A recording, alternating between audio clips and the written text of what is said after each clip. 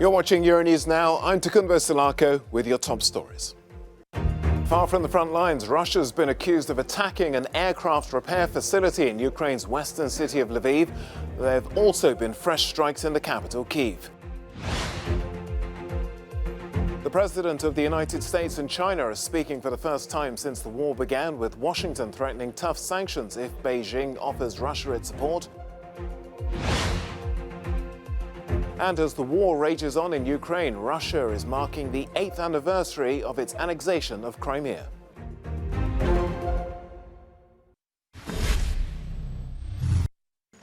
Emergency services in Ukraine say at least one person has been killed and 4 others hurt after parts of a Russian missile fell on a residential building in the northern part of the capital, Kiev. Well, our international correspondent Annalise Borges is there for us now. We can cross over to her. Annalise, give us an idea of the extent of the damage.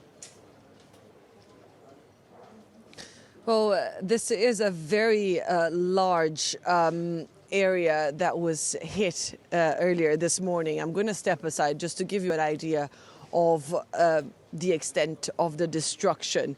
The shell of this rocket fell right around where you can probably see some of the emergency responders and the soldiers still working. And all over this area, there are about 6 or 7 residential buildings, 5-story buildings that have been completely destroyed. I mean, they're still standing, but the houses inside there are completely inhabitable right now. We have been speaking to residents here in this area who have been describing how there's a school right nearby. There is a kindergarten. We can see volunteers clearly, currently clearing up those spaces, and they are absolutely puzzled as to why an area like this would be targeted. It's very important to note that over the last few days we've seen scenes like this one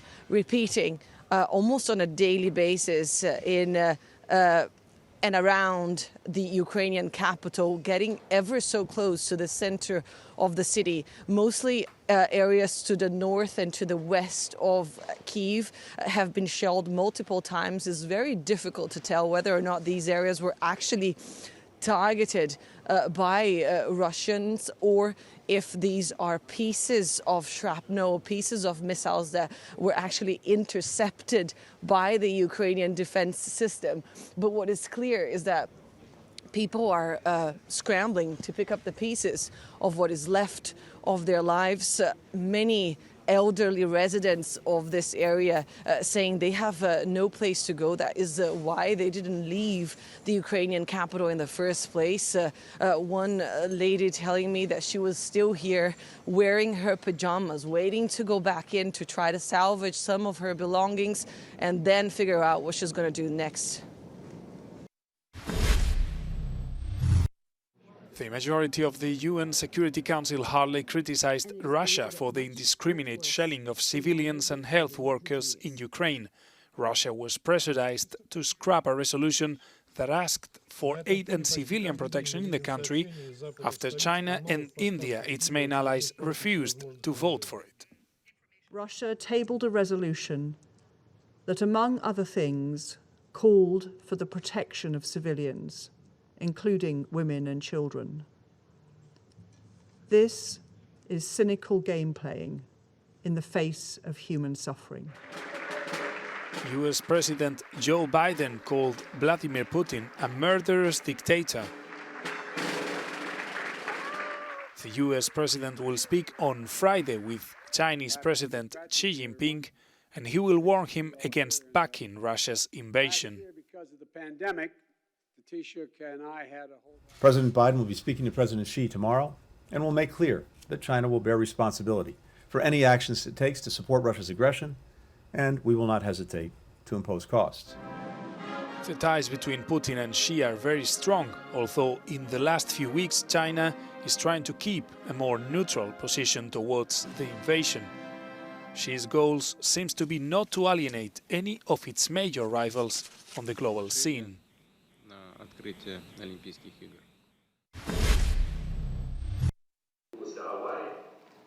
Ukraine is multiplying its diplomatic efforts to get military help. The country's defence minister, Alexei Reznikov, spoke to MEPs by video call on Thursday to ask for more lethal weapons to face the Russian invasion. He's convinced Ukraine will win the war, but says he needs more support. Despite the tactics of terror we will win, the question is only the price that the Ukrainian people will pay, because the purpose of this terror is to sow seeds of fear. But we don't have any fear, and I call upon you to be fearless too. Brussels has already approved €500 million worth of weapons for Ukraine and is willing to double this amount. But some MEPs from neighbouring countries feel the war is getting too close for comfort. In some parts of Hungary, they can even hear the explosions. The conflict is very near to us, so I believe this is what we have to tell every colleague who are living in maybe a slightly far more distant country, that this war is at the border of the European Union. We can be in danger if Ukraine falls. We have to help Ukraine, and we have to salute their bravery. NATO has already made it clear that it will not send troops or entertain the Ukrainian request of creating a no-fly zone over the country's skies. If there is no provocation or an invasion of airspace or entry into a NATO country, NATO does not have to act. This is the tragedy many times of the struggle of democracies against these authoritarian systems and dictatorships. But that's why we defend our democracy, because we respect the rules. Ukraine's defense minister also expressed concerns about Belarus. He says it has become a hub for Russian military logistics and warns it could end up joining the war. Christopher Pitcher's Euronews, Brussels.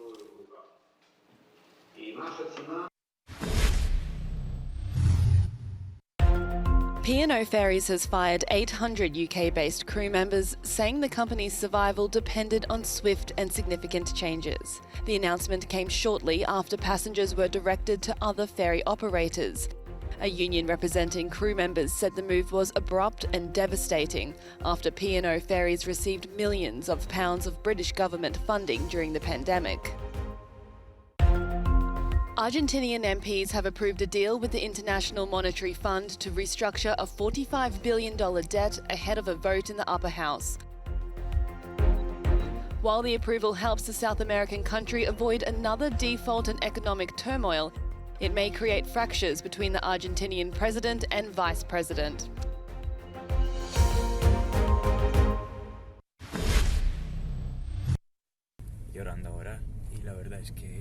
Rostislav is moved by the desolation of his city.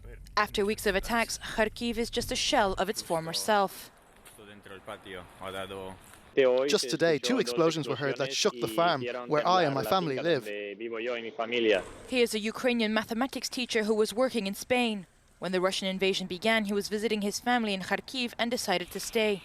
These are some of the images he shared with Euronews. I would say that Kharkiv is like The Walking Dead. The city is completely empty. There are destroyed houses everywhere, broken glass, buildings torn down. The center is completely destroyed. Explosions can be heard in the videos, and residents have already begun to distinguish which side they belong to. For example, he's able to identify the Ukrainian anti-aircraft defense. He also points out that the residents of Kharkiv are already getting used to the rumbling. We have learned to differentiate the different sounds of when it's air defense, when it's reactive missiles, or other things. They are getting used to it, but it is continuous psychological damage. But Rostislav is not standing idly by in this nightmare. He has decided to help the hospitals by supplying them with medicines, even if it means he has to go all the way to the other side of the country. There is a medicine crisis coming, which will be especially serious for the elderly and for people with chronic diseases, such as diabetes or asthma. He says that he will continue with his work and reminds himself that he is here because he wants to do right by his people.